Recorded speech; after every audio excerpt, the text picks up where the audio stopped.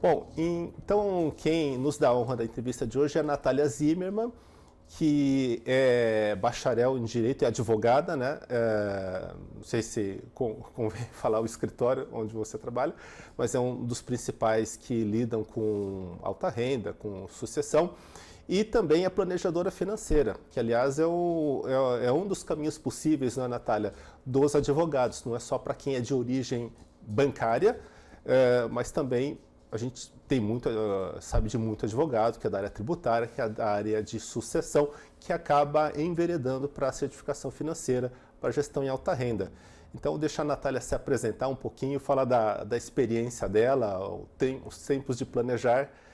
E aí, então, Natália, por favor, obrigado por participar da nossa pequena entrevista. Obrigada, Eric. Para mim é uma delícia falar sobre planejamento financeiro, sobre a atividade do planejador financeiro, embora eu especificamente, até pela minha formação como advogada, eu sempre me enveredei para o caminho do planejamento sucessório, planejamento da governança, planejamento tributário, porque são as áreas do planejamento financeiro que são mais afetas ao que eu gosto de fazer, porque eu sou advogada e gosto de ser advogada. Mas, de fato, eu acho que a atividade de planejamento financeiro, né, como ela ainda não é uma profissão regulamentada no país, né, me parece que existem movimentos tendentes a levar para discussão a possibilidade de se criar, né, uma profissão de planejador financeiro. O que a gente vê na prática é profissionais de diversas áreas, né, que atuam em banco, em assets, escritórios de agente autônomo, multifamily offices ou single family offices, com formações diversas e que acabam tendo a necessidade de enfronhar, assim, estudar a questão do planejamento financeiro para poder atender a demanda dos seus clientes, né? Eu particularmente tenho uma trajetória que eu comecei a minha carreira em escritório de advocacia, sempre trabalhando com o que a gente chama de wealth planning, né, planejamento patrimonial. Então é discutindo com os clientes questões, relacionadas a regime de casamento, se eu vou me casar, o que que eu preciso fazer, quais são os regimes, se eu me separo, o que que acontece, como é que eu divido bens, questões sucessórias, quem é herdeiro, quem não é herdeiro, questões tributárias, quanto custa investir no exterior, quanto custa eu investir através de um fundo fechado, através de um fundo aberto, um fundo de ações, um FDIC, como é que eu me protejo aí dos meus genros, noras, cônjuge muitas vezes, né, aquele filho que acende charuto com nota de 100, né, que é o tal do pródigo.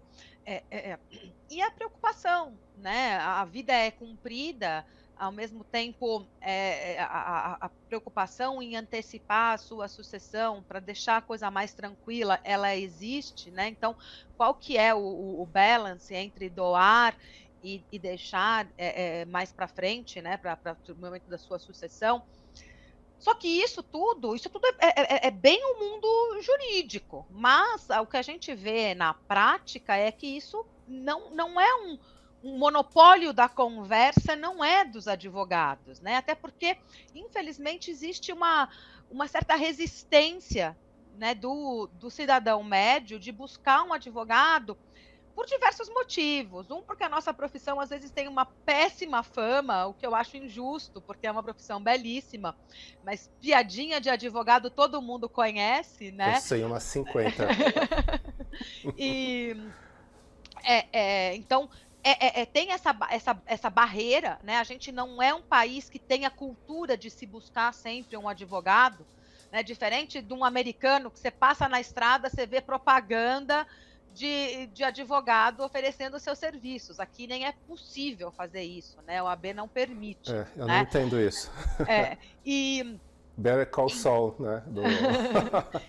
e aí, mas, de qualquer forma, né, o advogado às vezes é o último a ser acessado, né? Uhum. A pessoa conversa com o gerente do banco, a pessoa conversa com o seu agente de seguros, ou ela conversa com o seu private banker, com o seu agente autônomo, porque a conversa de como você vai organizar e investir o seu patrimônio, ela guarda, muitos pontos de contato com o planejamento sucessório, com o seu planejamento patrimonial, né, que estruturas que são mais adequadas para eu deter um determinado ativo.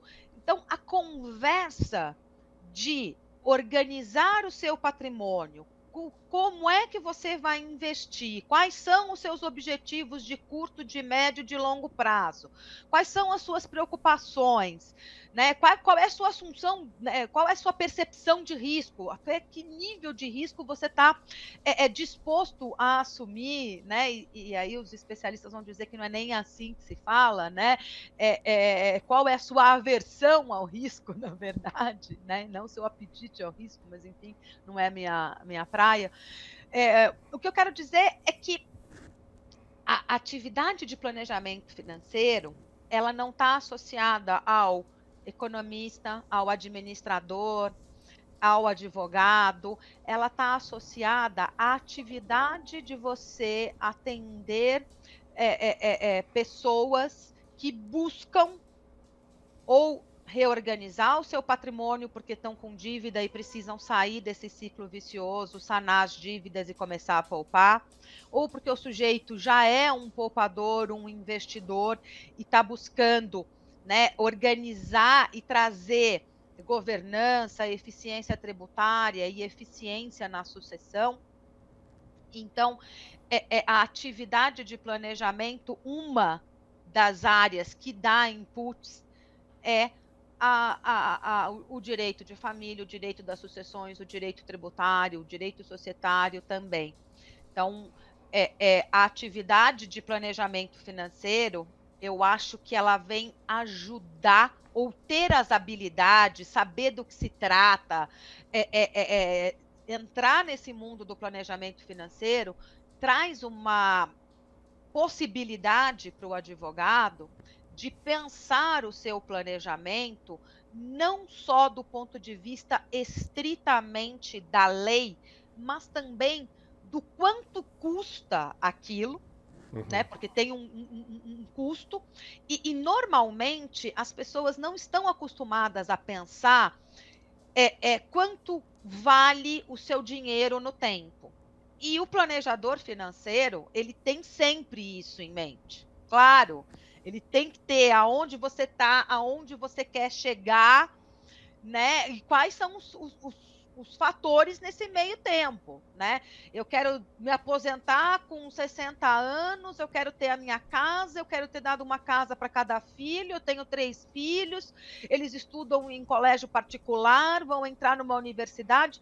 Eu sempre estou planejando a minha alocação de dinheiro no tempo.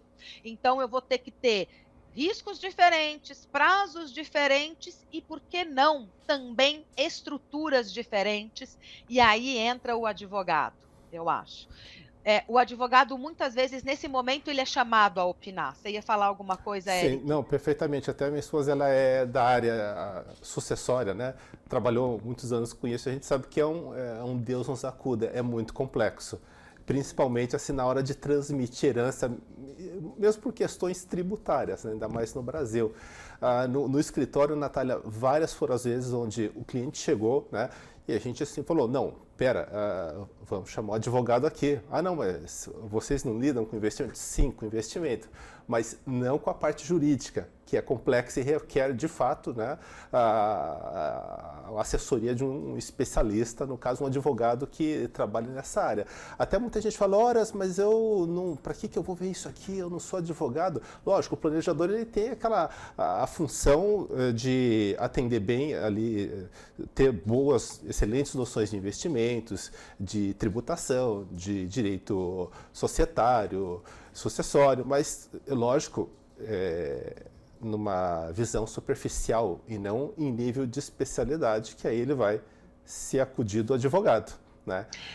Mas o planejador financeiro, justamente, ele precisa, né, eu acho que precisa, na minha opinião, deveria ter, o que eu espero do meu planejador financeiro? Que ele tenha a visão o mais ampla possível de todos os fatores que podem afetar aquela planilhinha de Excel, onde eu coloco lá o valor presente, a minha expectativa de taxa de juros, a minha expectativa de vida, o N, né, o PMT, né, que é o quanto que é o meu custo de vida no mês a mês. Quer dizer, não é só isso. É claro que isso vai ser a base, porque, né, a minha capacidade de produção de riqueza, tá, né, normalmente ela é finita, ela não é infinita, né, então é óbvio que a planilha de Excel com todas essas variáveis, ela é importante e é a base.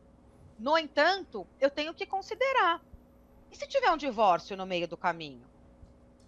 Quando o casal está junto, eu tenho 2 fontes de receita normalmente, né, às vezes um dos cônjuges não trabalha ou está sem emprego, mas normalmente são 2 fontes de recursos e é uma casa só, uma conta de luz só, uma conta de água, de telefone, cada um tem o seu carro, mas assim, o custo de uma família com um casal produzindo as receitas juntos e tendo gastos em comum, radicalmente muda num divórcio, Com certeza. né. Então por que se o divórcio, a partilha de bens é algo que vai impactar o meu planejamento financeiro, como é que o planejador financeiro ele não vai estar atento a isso? Justo. Ele tem que estar. Eu não estou dizendo que ele vai incentivar a se divorciar ou que ele vai ser o fator impeditivo do divórcio, não é isso. Mas eu tenho que saber o que acontece nesse cenário, do ponto de vista jurídico, que vai ter implicações econômicas para que o meu planejamento financeiro seja reavaliado. A mesma coisa, olha, eu pretendo os meus filhos, eu gostaria que eles fossem estudar no exterior. Legal. Quanto custa estudar no exterior? Você vai fazer 80 um mil hedge, dólares por mês. Por né? ano. Você vai fazer um hedge desse valor? Vai fazer o quê? Vai procurar um instrumento financeiro e vai fazer um hedge cambial ou não? Ou eu vou remeter recursos? Ou eu vou buscar ter fonte de renda em moeda estrangeira? Bom, e aí, qual que é a maneira mais adequada para eu fazer isso? Eu mando na física? Eu constituo um fundo de investimento? Eu constituo uma companhia? De novo, vem a figura do advogado. É claro que eu vou precisar ter o advisor para dizer como é que está o cenário do mercado americano, do mercado europeu, do mercado asiático. É claro que eu vou precisar desses assessores todos, né? Mas eu também vou precisar do advogado. E aí, o planejador financeiro, ele tem que ter essas habilidades e saber buscar. E o advogado que entende essa linguagem e que está antenado para o fato de que o cliente dificilmente ele toma uma decisão de se reorganizar se aquilo pesar muito no seu bolso. E eu acho que tem talvez um mito de que advogado não sabe fazer conta, o que é mentira. Advogado sabe fazer conta, sim. Até porque eu nunca vi eles serem passados para trás com honorários, né? Eles sabem calcular direitinho, né? Nós sabemos calcular direitinho os nossos honorários. Então, sabemos fazer conta. Mas parece que quando eu vou discutir o planejamento de um cliente, eu vou discutir a elaboração de um testamento, ou se eu vou doar algo para o meu filho, eu não levo em consideração, a maior parte dos advogados não leva em consideração o quanto isso vai custar para o cliente. E não é custar em termos de honorários advocatícios e custo de cartório, ou custo de junta comercial, nada disso. Mas o valor envolvido muitas vezes envolve eu pagar o ITBI, que é o Imposto de Transmissão de Bens Imóveis entre Vivos, às vezes envolve pagar o ITCMD, que é o Imposto de Transmissão por sucessão ou causa-mortes, envolve eu reorganizar os meus ativos financeiros, então envolve o pagamento do imposto sobre a renda, e isso tudo é o meu, entre aspas, a minha sacolinha de dinheiro.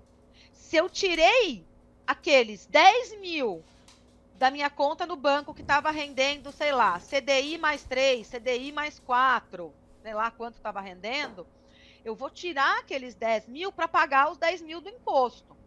Em quanto tempo a minha nova estrutura paga esses 10 mil corrigido pela minha taxa de retorno no qual aquele recurso estava investido? Que nesse exemplo a gente falou aí, CDI mais 4. Sei lá, podia ser qualquer um, né? Mas eu devo considerar isso. Porque o investidor, o sujeito que busca o planejador financeiro, é isso que está na cabeça dele. Ele fica olhando o portfólio dele de investimento e buscando oportunidades de otimizar esse portfólio de investimentos. Então, quando eu vou planejar alguma alteração societária, alguma alteração de estrutura, vou me casar ou vou mandar um filho para o exterior, eu também preciso levar em conta o advogado que vai fazer esse planejamento, o quanto que aquilo representa. Por isso que eu acho que é muito feliz a união, tanto do planejador financeiro, de cada vez mais entender o básico, né? O que representa alguém ser casado em regime de comunhão universal de bens ou em separação total de bens? O que significa eu investir através de um fundo aberto e de um fundo fechado? Num eu tenho imposto a cada 6 meses, que é o famoso come cotas. No outro eu só tenho no momento da amortização ou do resgate na liquidação do fundo. Então, isso faz diferença na hora de eu contar qual é o impacto tributário no meu retorno. Sim. Então, eu tenho, né, a cobrança do imposto periodicamente, e no outro eu tenho o diferimento do imposto. E o imposto diferido continua dentro da casquinha do meu fundo rendendo. Então, isso representa mais dinheiro no bolso do meu cliente. E lembrando que esse conhecimento todo, né, Natália, não é exclusivo do advogado. Qualquer planejador CFP de mão cheia deverá saber. Exatamente, exatamente. A ideia é que o planejador financeiro saiba isso para poder identificar a oportunidade de negócio ou de reestruturação para o cliente. E aí, feita essa primeira conversa com o cliente, dele ver se de fato o cliente tem perfil, se de fato é o momento do cliente, ele saber para quem indicar. Sim. Né? Até você estava falando dos planejadores outstanding, existe a certificação CFP, né, que é otorgada no Brasil pela Planejar, que é uma certificação de distinção, e aí aqueles que fazem a prova e são certificados são planejadores financeiros que sim conhecem o básico do tributário, conhece o básico de sucessão, conhece o básico de seguros, conhece o básico de microeconomia, de macroeconomia, de renda variável, de renda fixa, uma série de habilidades que são necessárias, seguros, ativos imobiliários, né? Ninguém aqui está dizendo que eu virei planejador e agora eu posso sair negociando imóveis. Não. Eu preciso cumprir com as regras, as exigências, né, do CREA, eu acho que regula aí a atividade de corretagem, assim como não é porque eu sou um planejador financeiro certificado que eu posso atuar como advogado, longe disso, eu preciso ter estudado direito, ter passado na prova da OAB e para poder exercer a profissão. Mas o planejador financeiro antenado com o que faz uma pessoa ter necessidade de falar com o advogado, necessidade de falar com o corretor de seguros, necessidade de falar com o corretor de imóveis, ele precisa entender um pouquinho de cada uma dessas coisas. Não posso falar das outras profissões, Eric, mas eu, como advogada, eu acho que ter aprendido planejamento financeiro e ter trabalhado em instituição financeira durante muitos anos com a parte de wealth planning, junto com os private bankers, me fez ver o quão importante é para o advogado ter o conhecimento do quanto vale o dinheiro no tempo, né? Conseguir ter uma conversa em que eu estou tratando de questões jurídicas, mas eu estou deixando claro a todo momento para o meu cliente que a gente sabe que o dinheiro tem um custo e que a gente vai considerar nesse planejamento, inclusive, o custo do dinheiro. Vou te dar um exemplo bastante simples disso. Em tese, tanto faz o cliente ter um fundo fechado ou um fundo aberto. Do ponto de vista do investimento, eu consigo fazer basicamente as mesmas coisas. É claro que no fundo fechado, como eu não tenho a possibilidade de ter resgate a todo momento, o gestor ele pode ter um planejamento mais de longo prazo. Mas, em tese, eu posso investir, eu posso ter o mesmo fundo aberto e fechado com a mesma carteira de investimentos. Se isso vai ser um bom negócio ou não, eu deixo para os planejadores financeiros que estudam no dia a dia a alocação de recursos, se faz sentido ou não. Mas ambos os veículos permitem uma alocação muito semelhante, né? Com a grande diferença de que o fundo aberto ele vai ter tributação semestral e o fundo fechado não. Eu poderia olhar só sob o ponto de vista da alocação e eu não teria o que falar para o meu cliente, tanto faz. Ou eu poderia ficar naquela posição cômoda, que muitas vezes se adota. Ah, não. Se você tem volume para investir num fundo fechado, que você invista num fundo fechado que você tem o diferimento do imposto de renda. Também é um discurso pobre, né? Agora, você agregar, falar, olha, o fundo fechado é seu cliente. Você não gosta mais de mim como gestor ou dessa instituição para ser administrador e custodiante, com uma cartinha você tira da instituição A e leva para a instituição B. Teu gestor preferido saiu da instituição A e foi para a instituição D, você vai junto com o seu fundo fechado. Você, quando transmite isso, você pode doar para o seu filho, você pode deixar em herança para o seu filho com regras. Olha, nesse fundo não vai poder ter amortização por X tempo. Ou as regras de acesso são essas. Quer dizer, eu consigo agregar no fundo fechado uma série de disposições para atender o meu desejo de governança e o meu planejamento sucessório, que faz toda a diferença eu ter um fundo fechado e não um fundo aberto. Sim. Né? Então, você só o planejador financeiro, ele só ganha aprendendo o básico das questões jurídicas, das questões securitárias, das questões previdenciárias, das questões imobiliárias. E nós, vou falar de advogados, não vou falar das outras profissões, eu acho que a gente ganha uma visão na hora de fazer o planejamento, que é considerar o valor do dinheiro no tempo, que faz você fazer um planejamento muito mais assertivo. Que ele para de pé não só no papel, porque o papel aceita qualquer coisa, mas ele para de pé no mundo real. Eu tenho uma instituição financeira que consegue colocar aquele fundo de pé, ou eu consigo estruturar o meu negócio de acordo com aquele modelo societário. Então, eu acho que o advogado que se volta a conhecer um pouco mais do mundo do planejamento financeiro, eventualmente se propõe a fazer a certificação CFP, estudar para ser certificado, eu acho que ele só ganha em termos de qualidade do produto final que ele vai apresentar para o cliente dele. Ele não vai apresentar simplesmente um testamento, ele não vai apresentar simplesmente o contrato social de uma empresa, ou o regulamento de um fundo de investimento, ou um contrato de doação com cláusulas de proteção. Tudo aquilo vai estar falando a mesma linguagem do investimento financeiro do cliente. sim. Porque o advogado e o planejador financeiro estão falando a mesma língua que é a língua do cliente. Natália, se eu fosse o cliente de alta renda agora, olha, fecharia negócio com você nesse instante, porque ó, flui, flui e demonstra total conhecimento, né?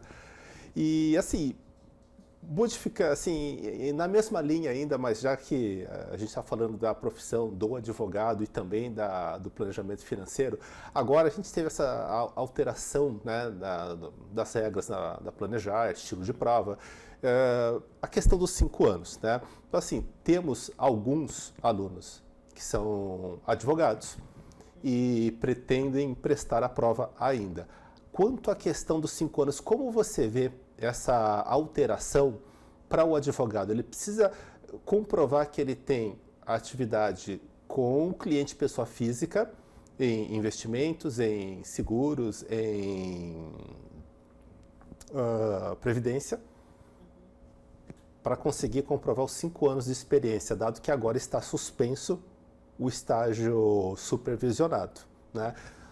Como advogada, não planejadora financeira, como você vê isso? Será que isso vai causar algum impacto para a classe? Dificulta um pouco, né?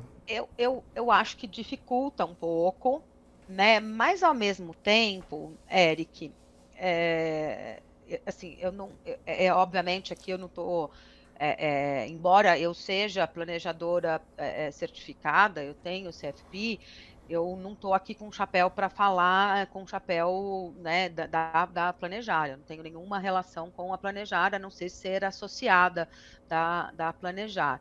E sim, vi essa mudança de regras para obter a certificação, né? Que antes eu tinha que ter a comprovação de um período de 3 anos de experiência, e agora esse período passa a ser de 5 anos, e antes eu tinha a figura da supervisão, né, da experiência, que agora não existe mais, né? Não sei por que motivo tiveram essas alterações, mas vi a live da Planejar e me parece que a intenção é buscar que o planejador financeiro certificado tenha de fato experiência na atividade de planejamento financeiro. É uma ilusão a gente achar que todo planejador financeiro é super experiente em todas as habilidades que um planejador financeiro tem que ter, né? Quando você vê a prova do CFP, eu tenho questões de direito tributário, pessoa física e pessoa jurídica, questões de sucessão, questão societária, questões de família, investimentos no exterior, fundos de investimento, microeconomia, macroeconomia, seguros, imóveis. Quer dizer, assim, eu tenho uma série ética, né, super importante e bastante negligenciada, normalmente pelas pessoas, que elas só fazem aquele estudo para passar e sem ética não tem, né, qualquer atuação, para mim é inviável, né? A ética é a base para a atuação de qualquer profissional, na minha visão, mas é irreal, na minha percepção, achar que o planejador financeiro vai ser expert em todas essas áreas. Né? Pode até ter um ou outro da Vinci aí que seja brilhante, mas normalmente não é isso. Mas o que se espera é que eu tenha experiência na maior Porção possível. quantidade possível de atividades, se eu quero exercer a atividade de planejador financeiro, né? Então, sem dúvida, eu acho que isso vai dificultar, não só para o advogado, mas para qualquer outro que não tenha uma atuação específica com investidor, pessoa física, ou com cliente, pessoa física. Pelo que eu vi na live da Planejar, os profissionais que tenham atuação com pessoa física e que comprovem a efetiva atuação por 5 anos, isso iria ser avaliado pela Planejar, mas eu não posso falar aqui pela Planejar, foi isso que eu entendi da live, do posicionamento deles. Então, por exemplo, não sei se seria o caso ou não, né? Acho que o candidato advogado, né, já que eu sou advogada, deveria levar esse questionamento para planejar. Mas, se eu comprovar que eu atuo, por exemplo, dentro de uma área de wealth planning, de um banco, de um family office, de um escritório de agente autônomo, ou num escritório de advocacia, que atue com wealth planning, né, que é planejamento tributário, planejamento sucessório, planejamento patrimonial, voltado para a pessoa física, se eu comprovar essa experiência, possivelmente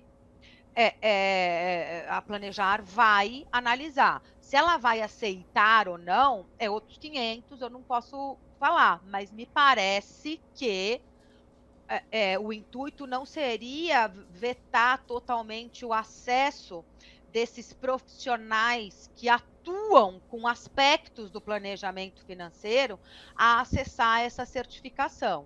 Mas ele vai ter que comprovar que, de fato, pelo menos em um dos aspectos, ele tem atuação comprovada. Até porque, se você vai pegar um gestor, por exemplo, ele tem uma super experiência em macroeconomia, em microeconomia, possivelmente em todas as questões regulatórias e jurídicas de fundos. Mas ele possivelmente não entende nada das regras de família e sucessão, que também é um dos pilares e cai também na prova para ser um planejador financeiro.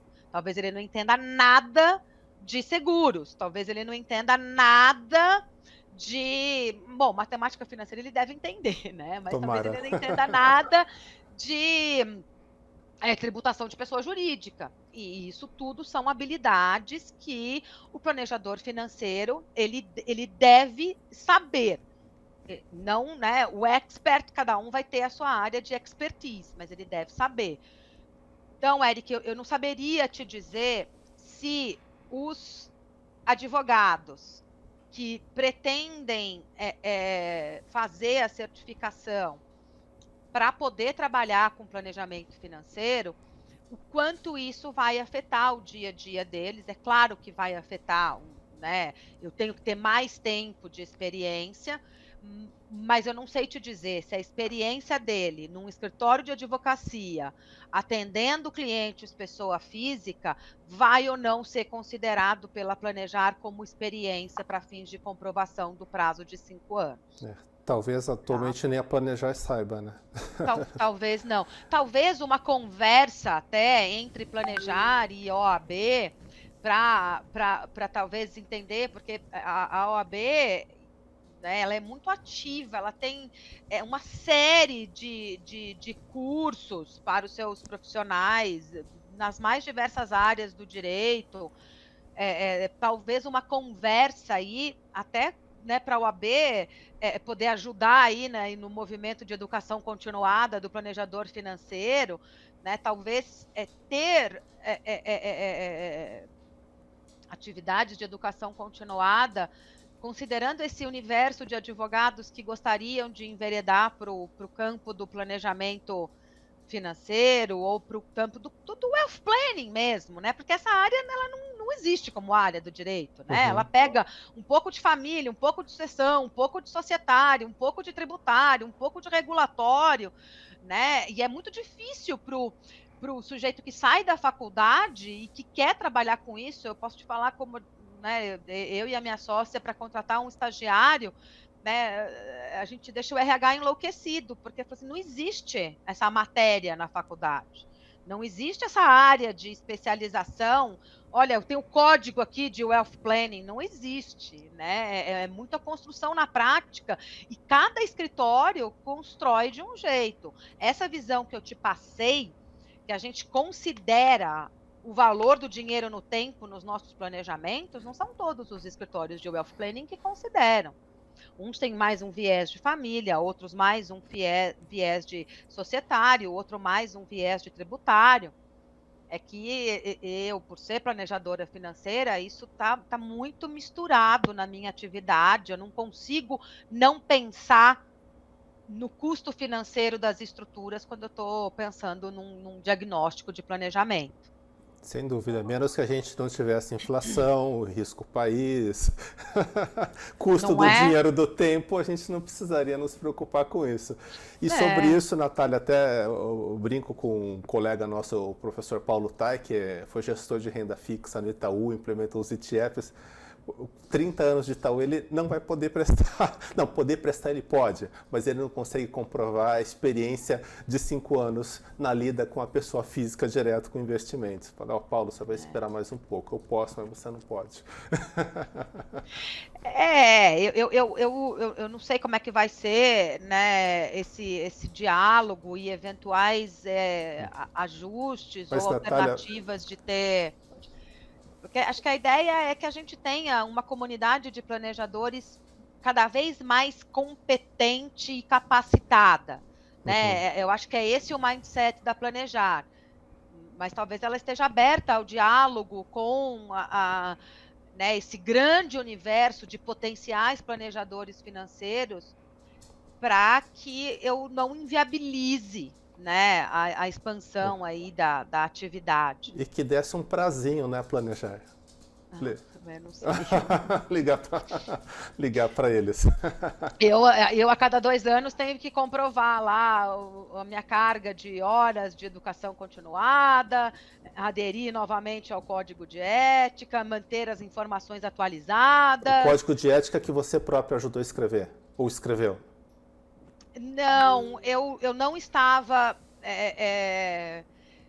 Bom, o código de ética, ele passou por algumas atualizações. Eu estive em parte das discussões, mas quando ele saiu, esse último, eu não estava no Sim. conselho. Sim. Bom, mas você já respondeu a algumas perguntas de alunos nossos que são advogados. Uma delas era, acho que a Verônica, ela trabalha com tributação e ela trabalha com pessoa física, também com pessoa jurídica. Então, assim, acho que procede. Nesses casos, acho que ela consegue comprovar, né, a experiência. E no O que caso eu recomendo, sucessório também. especialmente, né, nós advogados, né, a gente tem o dever de manter o absoluto sigilo, né, da nossa relação com os clientes e tudo, mas muito possivelmente, se ela entrar em contato com a Planejar, vai ter uma forma dela demonstrar que ela trabalha com as pessoas físicas sem abrir, né, o sigilo do cliente, obviamente, né? Nossa, delicadíssimo isso, tem esse fato também. Mas eu acho que, obviamente, a Planejar nem exigiria nada que ferisse o sigilo, até porque isso também seria uma infração ética do ponto de vista do nosso código de ética da Planejar. Mas deve ter, sim, ou eles devem ir, olha, me manda as informações, um resumo, um detalhamento de casos, eu não sei o que é, mas certamente eles vão poder dizer para ela o que seriam documentos aceitáveis ou informações aceitáveis para fins de comprovação da sua atuação.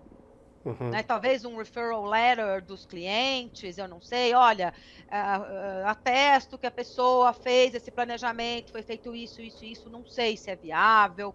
Né? Acho que tem que conversar. Né? A mudança é muito recente, como você colocou, até você que me deu a notícia da live, aí eu fui ouvir, porque eu estava viajando, eu estava de férias, né? Depois de 2 anos de pandemia, férias, mas certamente a Planejar ela vai estar aberta para conversar e para, enfim, buscar soluções que viabilizem as pessoas que realmente trabalhem com aspectos do planejamento financeiro, comprovar a sua experiência. Eu assim espero, pelo menos, Eric. Eu também. Mas, Natália, você disse que o planejador não domina todos, mas assim, dessa conversa eu tive a quase certeza que você domina plenamente todos. Mas também você trabalhou no Boston, trabalhou em banco, trabalhou como advogada, trabalha como advogada, acho que você já transitou por vários desses módulos, né? Eu passei por 4 instituições financeiras diferentes, absolutamente diferentes as instituições, em momentos também da vida do nosso país diferentes. Passei por várias crises trabalhando no mercado financeiro, e como advogada a gente acaba aprendendo. Eu estudei economia antes de estudar direito. Eu acabo tendo aqui um conjunto de coisas que me fazem ter interesse por outras áreas do planejamento financeiro que não seja exclusivamente o aspecto jurídico, né? Sim. E é o que eu brinco com o meu cliente. Você não precisa ser o expert em nenhuma área, mas você precisa ter os skills para fazer as perguntas adequadas para os especialistas, né? Especialmente quando você trabalha com formação de herdeiro das futuras gerações, muitos deles falam assim, puxa, mas eu sou médico, eu não tenho nada a ver com o business do meu pai, que é, sei lá, produzir pneu. Tudo bem, mas você tem que entender, né, qual que é o retorno médio esperado do negócio, o que é o endividamento saudável, como é que eu leio o balanço, o que é risco, para você poder cobrar do gestor que está lá. Você vai continuar sendo médico, ganhando o seu dinheiro como médico, mas um dia você vai ganhar uma cota à parte dessa empresa. E aí você precisa saber. Em uma entrevista para o CEO do Yahoo Finance em 2020, o Warren Buffett falou: você precisa entender de contabilidade, porque a linguagem é natural. E é verdade, a gente fala isso também para os nossos alunos. A pessoa fala, isso aqui não é um curso de contabilidade, não. Mas você vai precisar daquele ferramental mínimo para conseguir fazer a prova e para, principalmente, trabalhar no dia a dia.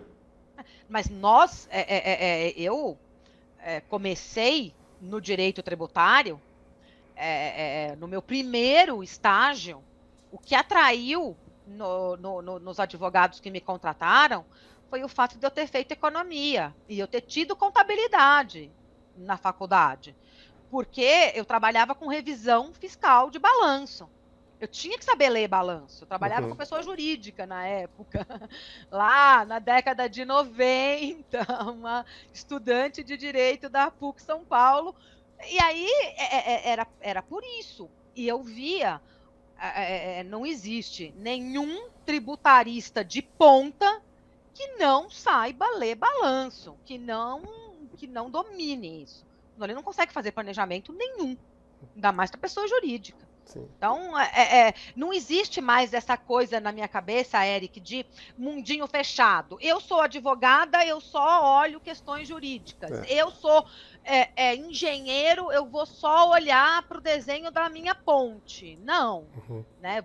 Quanto mais habilidades você tem de falar com as outras áreas para melhorar o resultado final do teu trabalho, melhor você vai ser. Nesse sentido, nessa linha, até a prova da Planejar, ela mudou um bocadinho de perfil. Agora as questões, elas são mais sistêmicas. Elas cobram conteúdos de previdência, seguros. Então, assim, ela está mesclando mais e procede, né? Ainda que a pessoa preste a prova modularmente, que ela tenha um conhecimento sistêmico, dado que para ela ser certificada, ela vai precisar passar nos 6 módulos, né? Exatamente. Então, não é ficar só dentro da caixinha. Exatamente. Até porque, né, se eu for atuar como planejador financeiro, eu efetivamente vou ter que saber do que se trata até para poder acionar o especialista. Sim. E assim, para fazer uma pequena mexendo no nosso curso, Natália, a gente não é um curso para preguiçoso.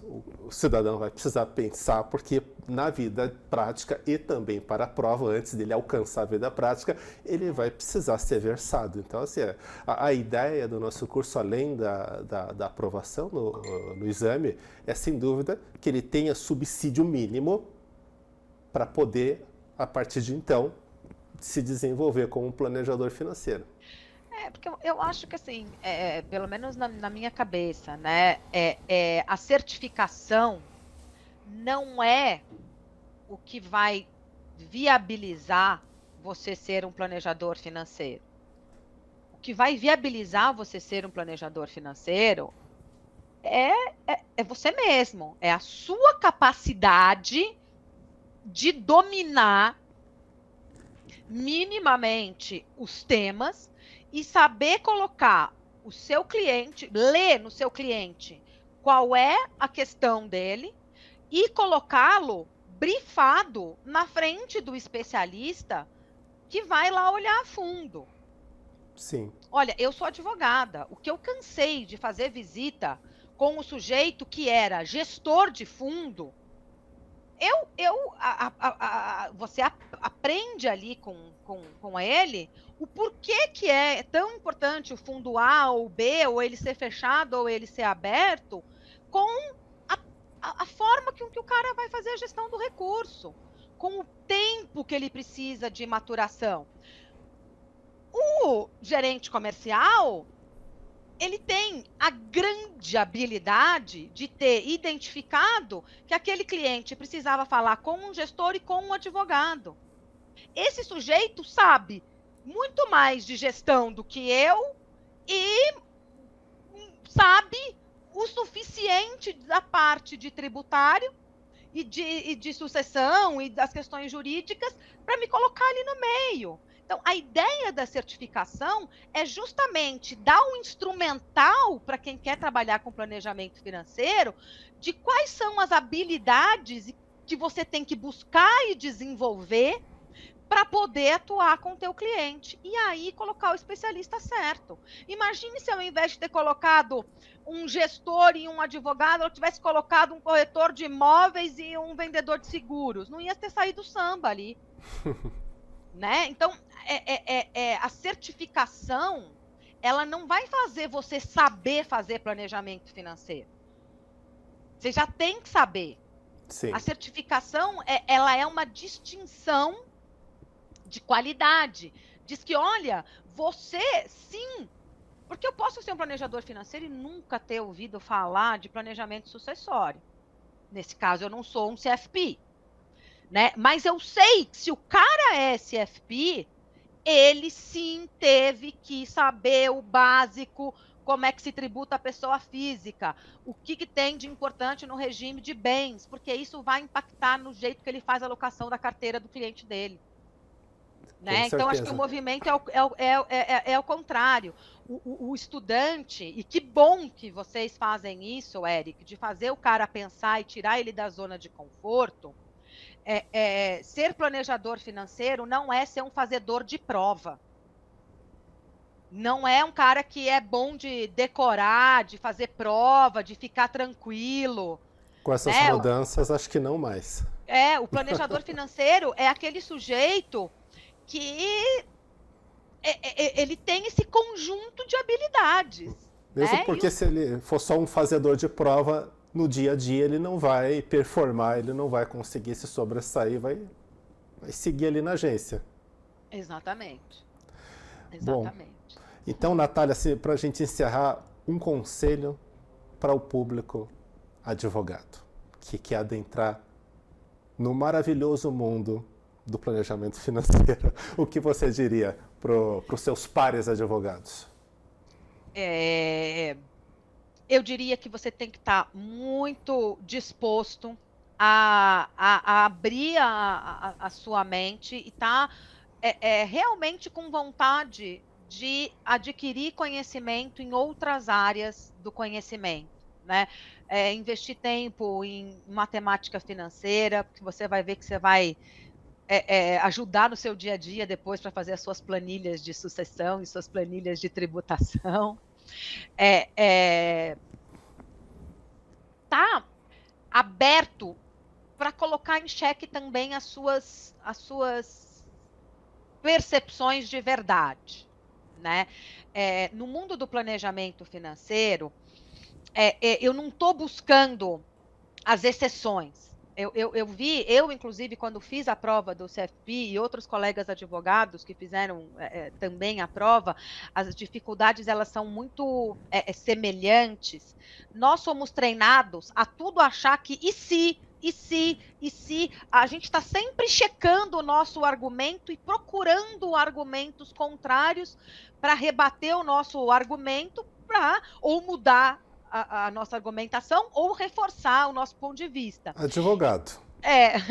E quando você vai para o mundo do planejamento financeiro, né, esses extremos, normalmente, eles acontecem, claro que eles acontecem, mas eles vão ser a exceção da exceção da exceção. Tenta se focar naquilo que é o mais comum, senão você vai errar feio, né? Um exemplo, lembrem-se que, né, até a decisão do Supremo dizendo que aplicam-se as regras de sucessão para a união estável, as mesmas regras de sucessão que se aplicam aos casados. Antes disso, eu tinha 2 regras de sucessão, para os companheiros e para os casados. Não fique procurando pelo em ovo quando eles colocam lá uma regrinha de sucessão dos companheiros. O que está mais óbvio. Não vá procurar pelo em ovo. Por quê? Justamente porque o planejador financeiro não é um advogado especializado em sucessão. Ele é um generalista, é o sujeito que vai entender um pouco de macroeconomia, de microeconomia, de fundos, de sucessão, de tributário. Então, não ache que se espera que você conheça no detalhe qual é a regra de sucessão, quando eu tenho concorrendo a, né, linhas distintas, tios com sobrinhos, de uma união estável, que tem 3 casamentos, enfim, não procure isso, né? Porque não é isso, né? O objetivo da prova não é sacanear ninguém, não é criar pegadinhas, é de fato avaliar o quanto você está preparado para olhar o cliente de uma maneira global. Perfeito, Natália. Acho Com que certeza, é isso, né? Eric. E para isso também precisa aprender contabilidade, advogado. Opa!